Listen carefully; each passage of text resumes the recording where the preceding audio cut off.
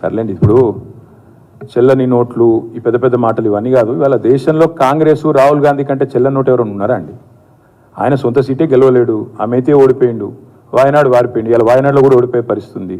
కాంగ్రెస్ 40 సీట్లు దాటి గెలవదు, దేశంలో అందరికీ తెలిసి. ఇది నేను అంటలేను, ఇది వాళ్ళ పార్ట్నర్సే అంటున్నారు. స్వయంగా మమతా బెనర్జీ గారే చెప్తున్నారు చెల్లని నోటు ఎవరో ఈ దేశంలో అందరికీ తెలుసు. అయినా నాకు తెలియకడుగుతా, రేవంత్ రెడ్డి గారు ఎవరి కోసం పోటీ చేస్తున్నారో, ఎవరి కోసం పనిచేస్తున్నారో మీరు కూడా ఆలోచించండి ఒకసారి. ఆయన రాహుల్ గాంధీ కోసం పనిచేస్తుండా, మోడీ కోసం పనిచేస్తుండా, మీరు కూడా చూడండి, జాగ్రత్తగా చూడండి. ఎవరు తప్పుపడుతున్నారు?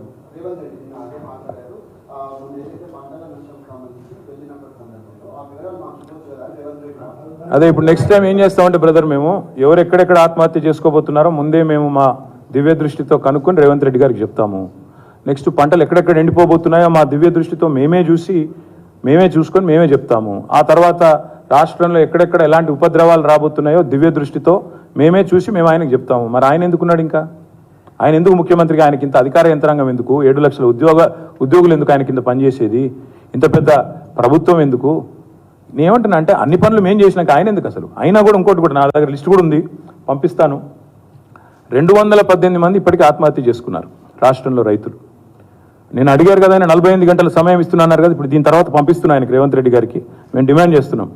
ఆయన గతంలో ప్రతిపక్షంలో ఉన్నప్పుడు ఆయన అన్నారు, రైతులు ఆత్మహత్యలు చేసుకున్న ప్రతి కుటుంబానికి 25 లక్షల రూపాయలు ఇవ్వాలని ఇదే రేవంత్ రెడ్డి గారు ఆనాడు పిసిసి ప్రెసిడెంట్గా అన్నారు.